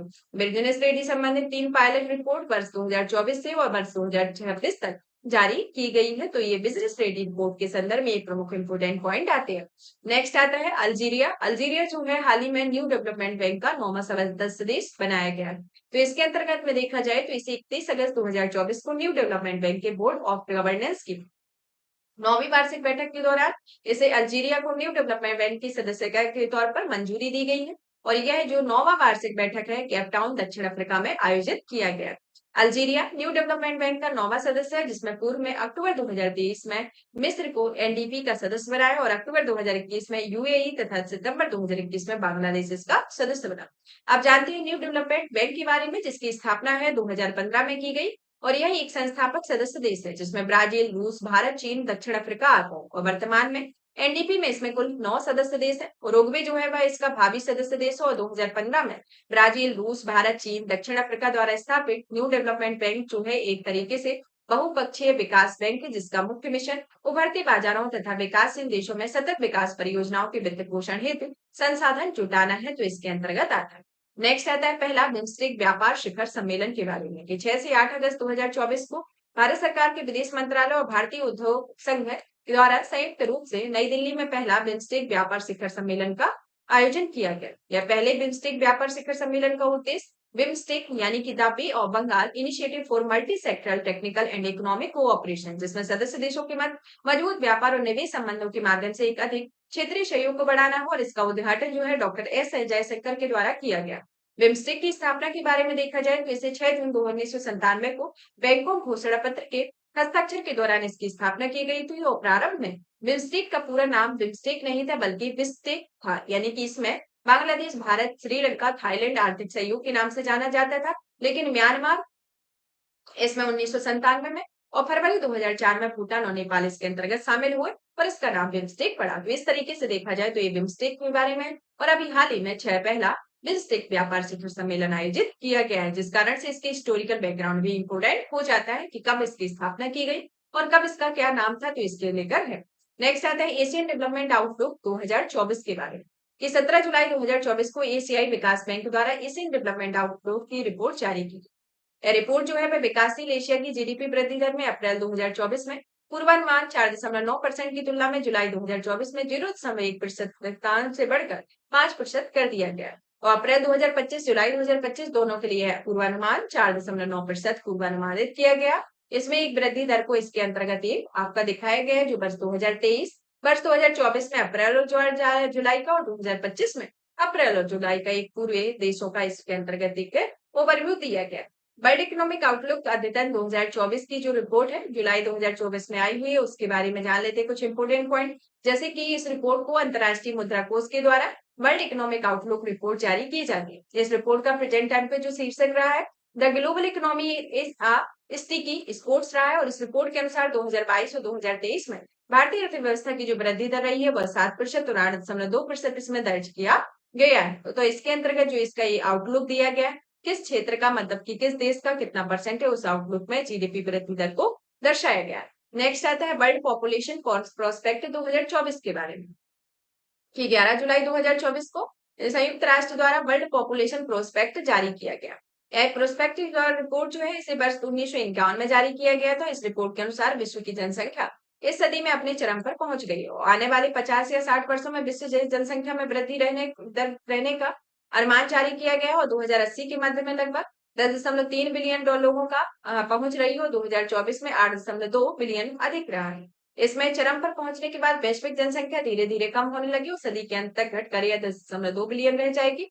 और वर्ष 2024 में वैश्विक स्तर पर जन्म के समय जीवन प्रत्याशा 73.3% पर पहुंच गई और 1995 की तुलना में 8.4% तक ये पहुंच गई। और 2070 के अंत तक देखा जाए तो वैश्विक स्तर पर 65 वर्ष और उससे अधिक के व्यक्तियों के लिए संख्या 2.2 बिलियन तक पहुंचने का अनुमान लिया गया है, जो कि बच्चों की संख्या को पार कर जाएगी। ऐसा एक अनुमान वर्ल्ड पॉपुलेशन प्रोस्पेक्ट में जारी किया गया है। नेक्स्ट आता है ग्लोबल स्किल्स रिपोर्ट 2024 के बारे में। जो ये रिपोर्ट है जून 2024 में कौरसेला संस्थान के द्वारा ग्लोबल स्किल्स रिपोर्ट 2024 जारी की गई। यह रिपोर्ट का छठा संस्करण है जिसमें 109 देशों को शामिल किया गया है समग्र कौशल दक्षता के मामले में। इसमें स्विट्जरलैंड शीर्ष स्थान पर रहा है और इसमें 2023 में स्विट्जरलैंड का स्थान शीर्ष प्राप्त हुआ है। और अंतिम स्थान पर आपका 109वें नंबर पर सूडान का स्थान आता है और इसमें भारत की जो रैंक है वह 2024 में 87 थी और एशिया प्रशांत क्षेत्र में 17वीं है। और अभी 2023 में जो इसकी रैंक थी 60 थी, तो अभी प्रेजेंट में 87 है। और इसमें जो स्टेट स्किल रैंकिंग के हिसाब से भारतीय राज्य देखे जाए तो पहले आता है आपका स्टेट ऑफ पंजाब, दूसरे नंबर पर चंडीगढ़, तीसरे पर पश्चिम बंगाल, चौथे पर हरियाणा, फिर आता है स्टेट ऑफ हिमाचल प्रदेश। तो इस क्रम में उत्तर प्रदेश का 13वां और बिहार का 16वां स्थान आता है। तो आप जिस स्टेट पीसीएस की एग्जाम की तैयारी करते हैं तो उसमें स्टेट का रैंक जानना भी जरूरी होता है। नेक्स्ट आता है वैश्विक प्रेशर पर विश्व बैंक समूह की रिपोर्ट जून 2024 के बारे में। कि जून 2024 में विश्व बैंक समूह द्वारा migration and development brief 2040 report जारी की गई। इस रिपोर्ट के शीर्षक में देखा जाए तो इसमें रेमिटेंस फ्लोड इन 2023 यानी कि expected to grow faster in 2024। इस रिपोर्ट के अनुसार 2023 में निम्न और मध्यम आय वाले देशों में 0.7% की वृद्धि के साथ ऋण प्रवाह 656 बिलियन यूएस डॉलर अनुमानित किया गया। इस 2023 में प्रेषण प्राप्तकर्ता शीर्ष देशों में 5 देश आते हैं आपके भारत, मैक्सिको, चीन, फिलीपींस, पाकिस्तान। और चौथी तिमाही के प्रेषण भेजने पर सबसे महंगा माध्यम रहा है जिसमें औसत लागत 12% रही है। तो इसके अंतर्गत अब आता है विश्व निवेश रिपोर्ट 2024 के बारे में। कि इस रिपोर्ट को अंकटाड के द्वारा जारी किया गया। यह रिपोर्ट जो है वह 1991 से ही प्रत्येक वर्ष विश्व निवेश रिपोर्ट को जारी किया गया है। यह रिपोर्ट जो है वह वैश्विक और क्षेत्रीय भू स्तर पर प्रत्यक्ष विदेशी निवेश के अंतर प्रवाह और बहिर्प्रवाह के एक विश्लेषण को प्रस्तुत करती है। और 20 जून 2024 को अंकटाड द्वारा एक विश्व निवेश रिपोर्ट 2024 जारी की गई और इसका जो केंद्रीय विषय रहा है वह निवेश सुविधा एवं डिजिटल सरकार इसका रिपोर्ट का विशेष विषय रहा है। और रिपोर्ट के अनुसार वर्ष 2023 में वैश्विक प्रत्यक्ष विदेशी निवेश में 2% की कमी दर्ज की गई है, जिससे वैश्विक प्रत्यक्ष विदेशी निवेश घटकर 3 ट्रिलियन डॉलर हो गया है। और वर्ष 2023 में एफडीआई बहिर्प्रवाह की दृष्टि से शीर्ष 20 घरेलू अर्थव्यवस्थाओं में 9 अर्थव्यवस्थाओं को एशिया से संबंधित किया गया है। तो इस तरीके से ये अंकटाड की जो रिपोर्ट जारी की गई। और अभी देखा जाए तो वर्ष 2022 में इसका जो स्थान रहा है वह 8वें नंबर पर भारत का स्थान रहा है। और जो विदेश अंतर्वाय में और अभी प्रेजेंट में 2023 में विश्व में इसका 15वां स्थान रहा है। और एफडीआई अंतर्वाय की दृष्टि से भारत अर्थव्यवस्थाओं को जान लेते हैं, जिसमें पहले नंबर पर यूएसए की अर्थव्यवस्था, फिर आती है चीन की, उसके बाद सिंगापुर, उसके बाद हांगकांग, उसके बाद ब्राजील का स्थान आता है। नेक्स्ट आता है वैश्विक आर्थिक संभावनाएं 2024 के बारे में। जून 2024 के संदर्भ में देखा जाए तो यह विश्व बैंक समूह द्वारा एक अर्धवार्षिक रिपोर्ट वैश्विक आर्थिक संभावनाएं जून 2024 के अनुसार वित्तीय वर्ष 2023 में भारतीय अर्थव्यवस्था की वृद्धि 8.2% अनुमानित की गई। अगले 3 वर्षों यानी कि 2024, 2025, 2026 में यह घटकर क्रमशः 6.6%, 6.7% और 6.8% होने का एक पूर्वानुमान इसके अंतर्गत जारी किया गया। अब आता है इस रिपोर्ट में कि वर्ष 2021 और 22 में भारतीय अर्थव्यवस्था की वृद्धि 21 में 9.7% और 22 में 7% रही है। तो इसके अंतर्गत आता है।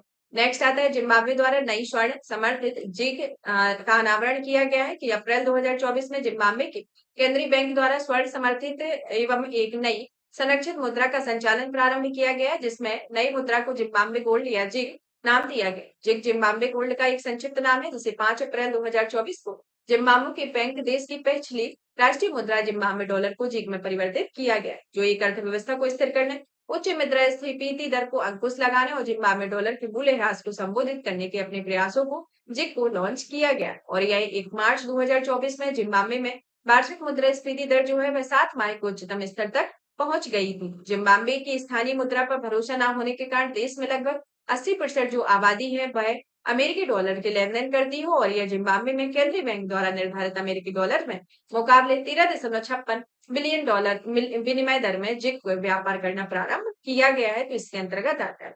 नेक्स्ट आता है ग्लोबल इंटरेक्टिसिटी रिव्यू 2024 के बारे में। कि मई 2024 में global energy think tank amber द्वारा ग्लोबल इंटेक्टिसिटी रिव्यू 2024 जारी की गई। यह रिपोर्ट जो है वह अलग-अलग आंकड़ों के अनुसार 2023 में वैश्विक विद्युत परिदृश्य का एक व्यापक जांच होगी और रिपोर्ट के अनुसार वर्ष 2023 में वैश्विक विद्युत उत्पादन का 30% उत्पादन नवीनीकरण ऊर्जा का रहा है और सौर एवं पवन ऊर्जा के उत्पादन में वृद्धि से प्रेरित रहा है।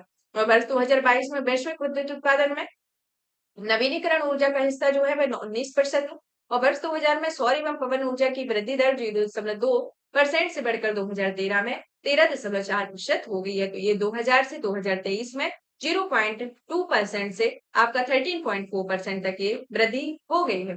प्रति व्यक्ति सर्वाधिक विद्युत उपभोग करने वाले शीर्ष 5 राज्य हैं, जिसमें आपका कनाडा, यूएसए, दक्षिण कोरिया, जापान और रूस आता है और भारत इसमें 10वीं रैंक हासिल किया हुआ है। वर्ष 2023 में सर्वाधिक सौर ऊर्जा उत्पादन में चीन का स्थान आता है, फिर यूएसए, भारत, जापान, जर्मनी का स्थान रहा है। पवन ऊर्जा उत्पादन में शीर्ष रैंक वाले देश रहे हैं, जिसमें चीन, यूएसए, जर्मनी, ब्राजील और भारत स्थान रहा है। कोयले में सर्वाधिक विद्युत उत्पादन में चीन रहा है और फिर उसके बाद भारत, यूएसए और जापान, इंडोनेशिया का स्थान रहा है।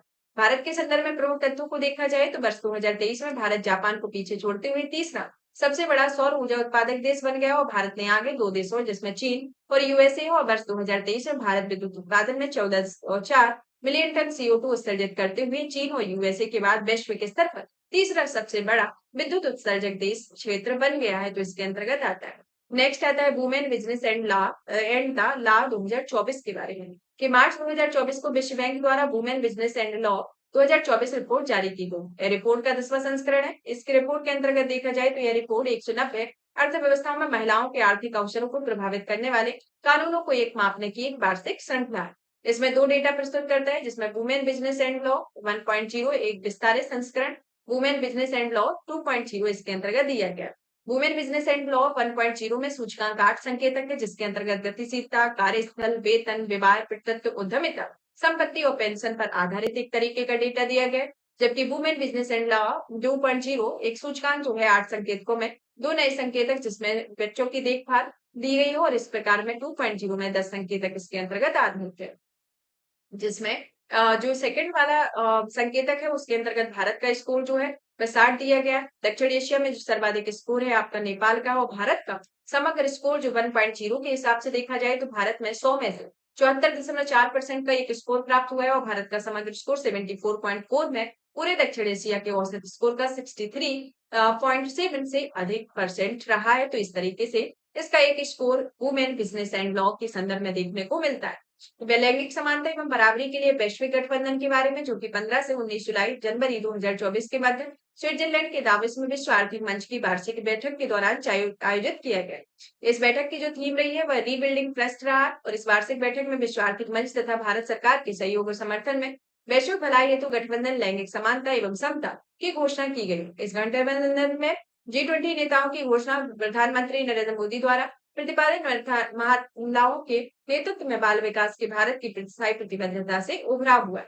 28 फरवरी 2024 को तत्कालीन केंद्रीय मंत्री स्मृति जुबिन ईरानी द्वारा वैश्विक भलाई हेतु गठबंधन लैंगिक समानता एवं समता के लिए एक लोकार्पण और वेबसाइट की शुरुआत की गई और प्रतीक चिन्ह अक्षर ई समानता और समता का प्रतिनिधित्व करता है। तो इसके अंतर्गत ई जो है वह आपका इक्विटी एंड इक्वलिटी दोनों को एक संदर्भित करता है, जो कि एक प्रतिनिधित्व भी इस प्रतीक चिन्ह के तौर पर इसका आता है। नेक्स्ट आती है वैश्विक जोखिम रिपोर्ट 2024 के बारे में। यह जो रिपोर्ट है इसे विश्व आर्थिक मंच के द्वारा जारी किया गया। यह इसका 19वां संस्करण है। इस रिपोर्ट को Zurich Insurance Group and Marsh McLennan के सहयोग से जारी किया गया। यह रिपोर्ट जो है वह तीव्र तकनीकी विकास, आर्थिक अनिश्चितता, ग्लोबल वार्मिंग, गंभीर वैश्विक जोखिमों के प्रति आगामी दशकों के मानव के समक्ष आने वाले गंभीर खतरों को प्रकाश डालती है। इसमें अगले 2 वर्षों में विभिन्न अर्थव्यवस्थाओं जिसमें Bharat, USA, UK, Mexico, Indonesia के लगभग 3 बिलियन लोगों के चुनाव में शामिल होने की संभावना दी गई है और इसमें गलत सूचना एवं दुष्प्रचार जैसी घटनाएं भारत के संदर्भ में सबसे बड़ा जोखिम वाला एक पहला स्थान रहा है। और 10 वर्षों की बात की जाए तो इसमें सबसे बड़ा जोखिम मौसम में चरम परिवर्तन देखने को मिला हुआ है। नेक्स्ट आता है वैश्विक सूचकांक के बारे में। वैश्विक सूचकांक में आपका पहला आता है वर्ल्ड बेस्ट कंपनीज ऑफ 2024 जो कि टाइम मैगजीन के द्वारा जारी किया गया है। यह सूचकांक जो है वह टाइम मैगजीन के द्वारा इस सूची को जारी किया गया है, जिसमें शीर्ष 5 कंपनियां हैं, जिसमें पहली आती है एप्पल जो कि यूएसए की है, एक्सचेंजर, फिर Microsoft, BMW group, Amazon group आती है। शीर्ष सूची में 5 भारतीय कंपनियां आती है, जिसमें आती है आपकी HCL Tech, Infosys, Wipro, Mahindra group, Axis bank आती है और इसमें वैश्विक रैंक भी साथ में दी गई है। और इसमें देखा जाए तो रिलायंस इंडस्ट्री और अडानी ग्रुप का जो क्रमशः रैंक रही है वह 646 और 736 रहा है। नेक्स्ट आती है ह्यूरन इंडिया रिच लिस्ट 2024 के बारे में। यह जो लिस्ट है इसे 29 अगस्त 2024 को ह्यूरन इंडिया द्वारा ह्यूरन इंडिया रिच लिस्ट 2024 जारी की गई। यह जो लिस्ट है इसे गौतम अडानी रिलायंस इंडस्ट्री के चेयरमैन मुकेश अंबानी को पीछे छोड़ते हुए 11.62 लाख करोड़ रुपए की संपत्ति के साथ सूची शीर्ष स्थान पर रही है। यह 10.15 लाख करोड़ रुपए की संपत्ति के साथ रिलायंस इंडस्ट्री के चेयरमैन मुकेश अंबानी इसमें दूसरे स्थान पर रहे हैं और इस सूची में मुकेश अंबानी विगत वर्षों में पहले स्थान पर रहे थे। और इसमें जो सैफ मोड सर्वाधिक अमीर भारतीय महिला जोहो की राधा बेम्बो रही है और इसके लेंसकार्ट के सह संस्थापक 42 वर्षीय नेहा बंसल 3100 करोड़ रुपए की संपत्ति के साथ सूची में सबसे कम उम्र की सेल्फ महिला बोर्ड उद्यमी बन गई है, तो इसके अंतर्गत है। अब आता है कि विश्व के सबसे अमीर शहर 2024 हेनरी एंड पार्टनर्स के बारे में कि हेनरी एंड पार्टनर्स द्वारा वर्ष 2024 में विश्व के सबसे अमीर शहर की सूची जारी की गई है। यह सूची जो है वह 1 मिलियन यूएस डॉलर या उससे अधिक संपत्ति वाले निवासी करोड़पतियों की संख्या के संदर्भ में जारी की गई, जिसमें 50 शहरों के 11 शहरों के साथ 50 शहरों में से 11 शहरों के साथ यूएसए शीर्ष नंबर पर आया और 50 शहरों में न्यूयॉर्क को भी शामिल किया गया और जिसमें 2024 में सबसे अमीर शहरों की सूची में प्रथम स्थान पर न्यूयॉर्क का स्थान रहा है। दूसरे स्थान पर कैलिफोर्निया की पहाड़ी देश है और भारत के संदर्भ में इसका देखा जाए तो भारत के 2 शहरों ने अपनी पहचान बनाई हुई है, जिसमें मुंबई ने 24वें स्थान पर और नई दिल्ली का 37वां स्थान रहा है। विश्व के अरबपतियों की सूची 2024 की फोर्ब्स रिपोर्ट के बारे में। यह रिपोर्ट जो है इसे अमेरिकी बिजनेस पत्रिका के द्वारा इसे जारी किया जाता है। इस सूची में अरबपतियों की कुल संपत्ति 14.2 ट्रिलियन अमेरिकी डॉलर है, जो कि 2023 की तुलना में 2 ट्रिलियन यूएस डॉलर तथा 2021 में स्थापित पूर्व रिकॉर्ड की तुलना में 1.1 ट्रिलियन यूएस डॉलर रही है, जिसमें आपके प्रथम अरबपति रहे हैं बर्नार्ड अर्नोल्ड एंड परिवार, दूसरे नंबर पर एलन मस्क, तीसरे नंबर पर Jeff Bezos, mark Zuckerberg, fourth number पर लैरी एलिक्सन, फिफ्थ नंबर पर और 9 नंबर पर मुकेश अंबानी, 17 नंबर पर गौतम अडानी, 39 पर शिवन नाडा, 46 पर सावित्री जिंदल एवं परिवार और 69 पर दिलीप सांघवी रही। फोर्ब्स विश्व के अरबपतियों की सूची 2024 में भारत के कुल 200 अरब इसमें पति शामिल हो और जो कि 2023 में सूची में शामिल 159 अरबपतियों की तुलना में 31 अधिक रहे। मुकेश अंबानी जो रहे हैं 116 बिलियन अमेरिकी डॉलर के साथ हैं और इसमें देखा जाए तो यह 100 बिलियन अमेरिकी डॉलर क्लब में शामिल होने वाले पहले एशियाई व्यक्ति है और मुकेश अंबानी इस सूची में 9वें स्थान पर और इस सूची में अमीर भारतीय महिला अरबपति सावित्री जिंदल उनका परिवार रहा है और चौथे नंबर पर इन अरबपतियों की सूची में इसमें देखा चौथे स्थान पर और समग्र रैंक में 46वां स्थान प्राप्त किया हुआ है। अब आता है sky tracks world airport award 2024 के बारे में। यह जो अवार्ड है इसे फ्रैंकफर्ट जर्मनी में जारी किया गया। यह दोहा कतर स्थित हमद अंतर्राष्ट्रीय हवाई अड्डे वर्ष 2024 में विश्व के सर्वश्रेष्ठ हवाई अड्डे घोषित किया गया। दूसरा सर्वश्रेष्ठ हवाई अड्डा इसे घोषित किया गया है। दूसरे और तीसरे नंबर पर दूसरे पर सिंगापुर चांगी हवाई अड्डा और तीसरे नंबर पर इचियोन अंतर्राष्ट्रीय हवाई अड्डा जो कि दक्षिण कोरिया बाहर सिंगापुर चांगी एयरपोर्ट से एशिया का सर्वश्रेष्ठ हवाई अड्डा पुरस्कार प्राप्त देश बन गया है आता है। विश्व के 5 सर्वश्रेष्ठ हवाई अड्डे में जिसमें हमद अंतर्राष्ट्रीय हवाई अड्डा कतर, फिर आता है सिंगापुर चांगी हवाई अड्डा सिंगापुर, इंचियोन अंतर्राष्ट्रीय हवाई अड्डा दक्षिण कोरिया, टोक्यो अंतर्राष्ट्रीय हवाई अड्डा हनेडा जापान, टोक्यो नरीटा हवाई अंतर्राष्ट्रीय हवाई अड्डा जापान रहा है। अब आता है हवाई अड्डे के नाम और रैंक दिए गए जैसे नई दिल्ली इंदिरा गांधी अंतर्राष्ट्रीय हवाई अड्डा 36वां, फिर आता है बेंगलुरु कैपगोडा अंतर्राष्ट्रीय हवाई अड्डा 59, हैदराबाद राजीव गांधी अंतर्राष्ट्रीय हवाई अड्डा 61 और मनोहर अंतर्राष्ट्रीय हवाई अड्डा गोवा में 92, छत्रपति शिवाजी अंतर्राष्ट्रीय हवाई अड्डा मुंबई 95 रहा।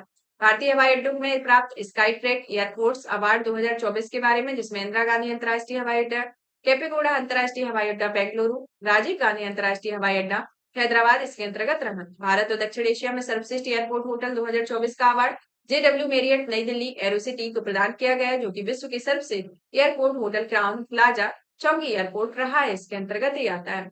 अब आता है नेक्स्ट ग्लोबल यूनिकॉर्न इंडेक्स 2024 के बारे में कि 9 अप्रैल 2024 को द ह्यूरन रिसर्च इंस्टीट्यूट द्वारा ग्लोबल यूनिकॉर्न इंडेक्स 2024 जारी किया गया और 2000 के दशक में स्थापित हुए इसमें कीमत में कम से कम $1 बिलियन हो गया है जो कि सार्वजनिक एक्सचेंज में सूचीबद्ध है और यह सूची जो है इसका छठा संस्करण है। इसमें 5 ट्रिलियन यूएस डॉलर है जो कि जापान जीडीपी के लगभग बराबर है और इसमें 5 देश जिसमें यूएसए, चीन, भारत, यूके और जर्मनी का स्थान आता है।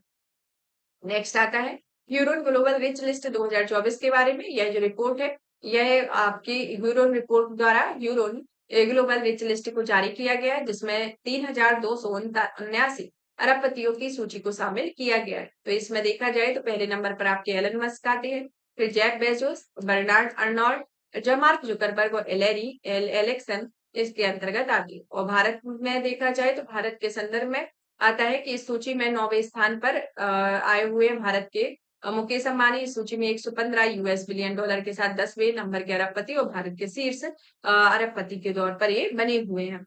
नेक्स्ट आता है मानव विकास रिपोर्ट 2023-24 के बारे में।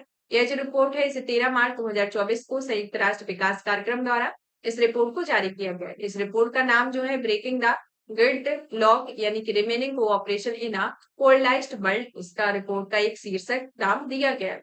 इस रिपोर्ट की गणना किस तरीके से होती है? इस रिपोर्ट का देखा जाए तो सर्वप्रथम इस रिपोर्ट को मानव विकास सूचकांक में अधिक व्यवहारिक स्वरूप देने के लिए मानव विकास रिपोर्ट 2010 में अनेक बदलाव किए गए थे और सूचकांक में जीवन प्रत्याशा में स्वास्थ्य एवं दीर्घजीविता के मापन हेतु जन्म के समय जीवन प्रत्याशा का आधार बताया गया और शीर्ष शिक्षा सूचकांक में यह दो आंकड़े आधारित होती है, जिसमें मीन ईयर ऑफ स्कूलिंग यानी कि 25 वर्षीय व्यक्ति द्वारा स्कूल में बिताए गए वर्ष और स्कूल अवधि में अनुमानित वर्ष में 5 वर्षीय बालक द्वारा उसके भावी जीवन काल में स्कूल में बिताए गए अनुमानित वर्ष होते हैं।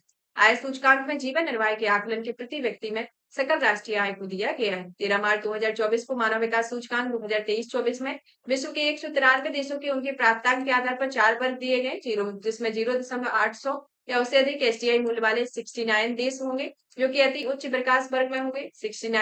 49 देशों को उच्च विकास वर्ग होंगे और 0.055 और 0.699 एसडीआई मूल्य वाले 42 रैंकों के मानव विकास वर्ग इसके अंतर्गत शामिल किए गए।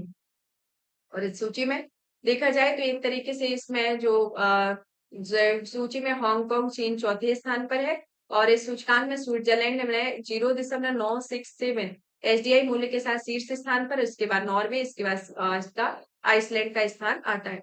भारत की स्थिति को जान लेते हैं तो मानव विकास सूचकांक में भारत की स्थिति को जानने के पहले बता दें कि जो सबसे अंतिम रैंक पर है वह आपका सोमालिया रहा है, जो उसने 193वीं रैंक हासिल की हुई है।